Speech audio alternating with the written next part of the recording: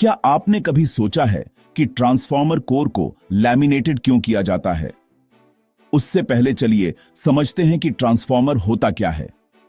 Transformer सबसे आसान शब्दों में एक इलेक्ट्रिकल डिवाइस है जो इलेक्ट्रिकल एनर्जी को ट्रांसफॉर्म करने के लिए बनाया गया है।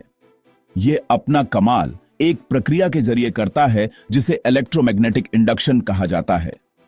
इसे ऐसे समझिए जैसे यह एक एनर्जी एक्सचेंज सर्विस हो। यह एक वोल्टेज पर एनर्जी को लेता है, उसे ट्रांसफॉर्म करता है और फिर दूसरी वोल्टेज पर आउटपुट देता है। ट्रांसफॉर्मर के केंद्र में 2 या उससे अधिक कॉइल्स ऑफ वायर होती हैं जो एक कॉमन कोर के चारों ओर लपेटी जाती हैं। यह कोर केवल दिखाने के लिए नहीं होती, बल्कि यह ट्रांसफॉर्मर के पूरे ऑपरेशन का बहुत महत्वपूर्ण हिस्सा है, जो एक कॉइल से दूसरी कॉइल तक मैग्नेटिक फील्ड को गाइड करती है। इसके बिना हमारा ट्रांसफॉर्मर कहलाने लायक भी नहीं रहेगा। अब जब हमें यह पता चल गया कि ट्रांसफॉर्मर क्या है, तो आइए उस फेनोमेनॉन में गहराई से उतरते हैं जिसने कोर की लैमिनेशन को जरूरी बना दिया। यहां पर एडी करंट्स एक मुख्य भूमिका निभाते हैं। लेकिन आखिर ये एडी करंट्स हैं क्या? मान लीजिए एक शांत झील है। अब उसमें एक पत्थर डालते हैं जो लहरें बनती हैं और चारों ओर फैलती जाती हैं। वही एक सरल तरीका है एडी करंट्स को विजुलाइज करने का। एडी करंट्स असल में वो सर्कुलेटिंग करंट्स हैं जो ट्रांसफॉर्मर के कोर मटेरियल के अंदर उत्पन्न होते हैं जब मैग्नेटिक फील्ड बदलती है। मैग्नेटिक फील्ड को आप पत्थर समझिए और ट्रांसफॉर्मर कोर को झील। जब पत्थर गिरता है यानी मैग्नेटिक फील्ड बदलती है, तो ये करंट्स उसी तरह फैलते हैं जैसे झील में लहरें।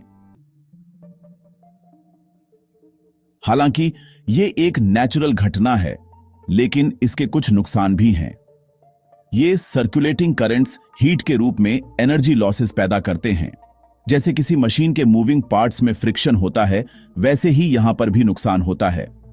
इसके अलावा ये करंट्स अनवांटेड इलेक्ट्रोमैग्नेटिक इंटरफेरेंस भी पैदा कर सकते हैं, जो ट्रांसफॉर्मर की परफॉर्मेंस को प्रभावित करता है। यानी एडी करंट्स भले ही प्राकृतिक हों, लेकिन ये एनर्जी को बेकार में नष्ट कर सकते हैं। अब यही कारण है कि हमें कोर को लैमिनेट करने की जरूरत पड़ती है। ट्रांसफॉर्मर कोर को लैमिनेट करने का मुख्य उद्देश्य एडी करंट से निपटना है। लेकिन यह कैसे काम करता है, आइए जानते हैं। लैमिनेशन की प्रक्रिया में कोर को बहुत पतली परतों में बांटा जाता है और हर परत को इंसुलेटेड मटेरियल, अक्सर सिलिकॉन स्टील, से ढका जाता है। यह लेयरिंग तकनीक केवल दिखावे के लिए नहीं होती, बल्कि इसका एक बहुत ही महत्वपूर्ण उद्देश्य होता है। इन लेयर्स को बनाने से हम उस इफेक्टिव एरिया को कम कर देते हैं जहां एडी करंट्स सर्कुलेट कर सकते हैं। अब आप पूछ सकते हैं, यह इतना जरूरी क्यों है? तो बात यह है कि एडी करंट्स जो कोर के अंदर मैग्नेटिक फील्ड के परिवर्तन से बनते हैं, हीट के रूप में एनर्जी लॉस करते हैं और इलेक्ट्रोमैग्नेटिक इंटरफेरेंस पैदा करते हैं। लेकिन जब हम कोर को लैमिनेट कर देते हैं, तो इन करंट्स के लिए घूमने की जगह कम हो जाती है और इसके साथ ही एडी करंट लॉसेस भी घट जाते हैं। सीधे शब्दों में कहें तो लैमिनेशन करने से ट्रांसफॉर्मर ज्यादा एफिशिएंट बनता है। इसके अलावा लैमिनेशंस के बीच की इंसुलेशन भी बहुत अहम भूमिका निभाती है। यह कंटिन्यूअस लूप बनने से रोकती है, जिससे एडी करंट्स और कम हो जाते हैं। यह एक अतिरिक्त दीवार की तरह काम करती है जो उन परेशान करने वाले एडी करंट्स को नियंत्रण में रखती है। तो ट्रांसफॉर्मर कोर की लैमिनेशन एक बहुत महत्वपूर्ण डिजाइन फीचर है जो एडी करंट लॉसेस को कम करके ट्रांसफॉर्मर की एफिशिएंसी को बढ़ाती है। आइए जल्दी से रिकैप करें।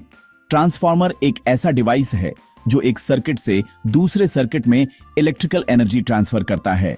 एडी करंट्स वे सर्कुलेटिंग करंट्स हैं जो चेंजिंग मैग्नेटिक फील्ड की वजह से कोर के अंदर बनते हैं। ये करंट्स एनर्जी लॉस और इलेक्ट्रोमैग्नेटिक इंटरफेरेंस पैदा करते हैं। कोर को लैमिनेट करने से इन एडी करंट्स को घटाया जा सकता है, जिससे एनर्जी लॉसेस कम होते हैं और ट्रांसफॉर्मर की एफिशिएंसी बढ़ती है। और यही कारण है कि ट्रांसफॉर्मर कोर लैमिनेटेड किया जाता है ताकि एनर्जी लॉसेस को कम किया जा सके और इलेक्ट्रिकल एनर्जी का प्रभावी रूप से ट्रांसफर हो सके। धन्यवाद इलेक्ट्रोलॉजी हिंदी के साथ जुड़े रहने के लिए। अगली बार तक जिज्ञासु बने रहिए और विज्ञान व तकनीक के चमत्कारों को खोजते रहिए।